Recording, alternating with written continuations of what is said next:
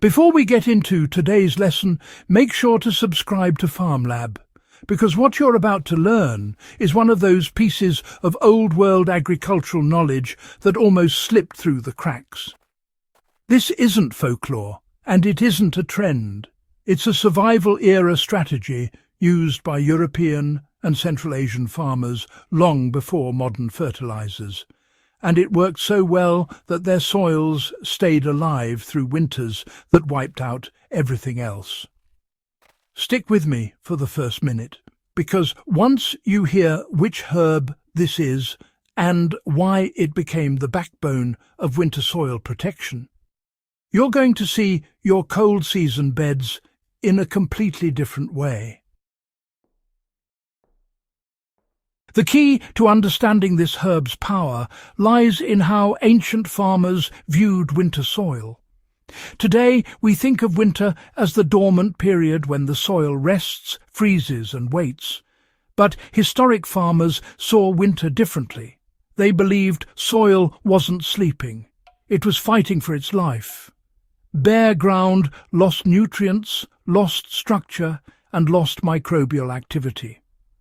Older agricultural texts from regions like the Carpathians, the Balkans, and even medieval England reference a single winter-resilient herb planted intentionally to hold the soil to its strength.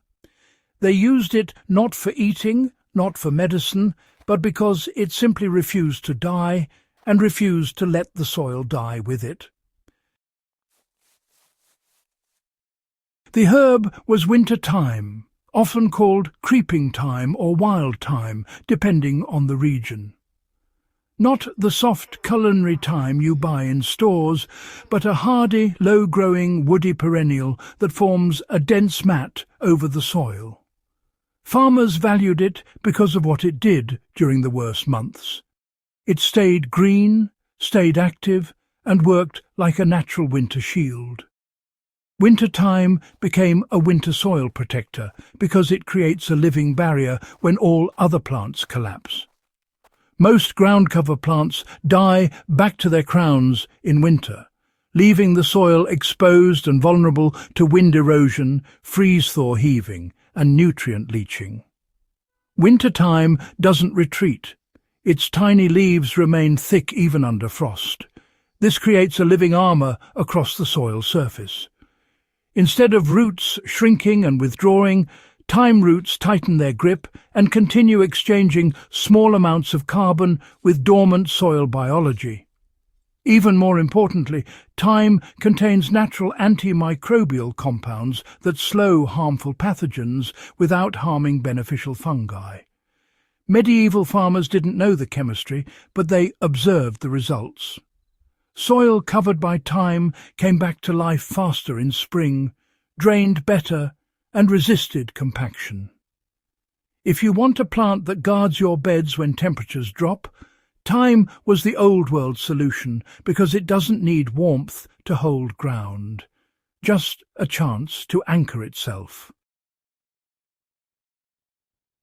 Applying this ancient method today begins with understanding how thyme grows and where it thrives. Winter thyme is drought-tolerant, cold-hardy, and thrives in poor soil. This made it a perfect match for regions where winters were harsh and growing seasons were unpredictable. To apply it the way historic farmers did, you need to start thyme where it can spread and protect the soil surface naturally. The first step is establishing small thyme clusters in early autumn, late summer, or early spring, depending on your climate. Medieval farmers often started it from divisions taken from older patches, an easy and reliable method even today. You dig up an established clump, divide it into several smaller sections, and replant them roughly a foot apart so they can knit together over time. Once planted, thyme expands outward, forming a carpet. This carpet becomes the winter shield. In practice, you can plant thyme around the edges of vegetable beds, between orchard trees, or along pathways where it stabilizes soil without interfering with crops. One powerful example is lining the perimeter of raised beds with creeping thyme. As the plants spread inward, they protect the soil surface during the harshest months. Another example is establishing thyme in your perennial beds, because thyme thrives alongside herbs, berries and fruit trees without competing aggressively. The reason thyme performs so well in winter is rooted in its growth architecture and oils. Winter thyme has woody stems low to the ground, so frost and wind can't rip it apart. Its leaf oils increase its cold resistance and help the plant reduce water loss even during freezing spells. While most herbs collapse under this stress, thyme continues functioning, slowly but still functioning. That slow activity keeps soil microbial networks from completely shutting down. It also prevents winter rains from stripping nutrients by breaking the force of water before it hits bare earth. You can see this effect clearly by comparing a thyme-covered section of soil with bare ground after winter. The bare soil is crusted and pale. The thyme soil is darker, crumblier, and smells alive. That contrast is exactly why ancient farmers relied on it for centuries. The plant literally preserved the land. This herb also improves spring readiness because its roots prime the soil the moment temperatures rise. Another benefit ancient growers noticed was how quickly patches of soil covered by thyme warmed in spring. The mat of foliage traps air close to the ground, functioning like a low-profile insulator. And because the roots stay active longer into winter, they wake up earlier in spring. That means the soil beneath thyme is biologically ready for planting before other sections thaw. You can use this trait strategically. If you're managing a garden in a cold region and want certain beds to warm sooner, line them with thyme so the soil doesn't freeze as deeply.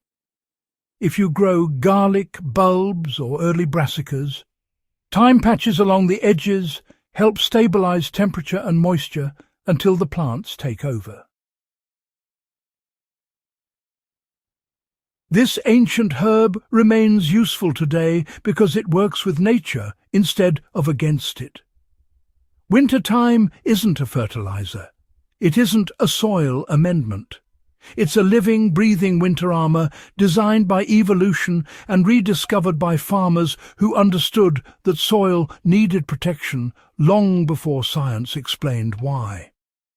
It does what modern plastic covers and mulches attempt to do, but with more ecological balance and far less maintenance. If you want a truly old-world method to safeguard your soil and strengthen your garden's winter resilience, this herb is one of the most reliable tools you can plant today. If you found this guide valuable, make sure to subscribe to FarmLab and share this video so more growers can rediscover forgotten methods that still work better than most modern substitutes.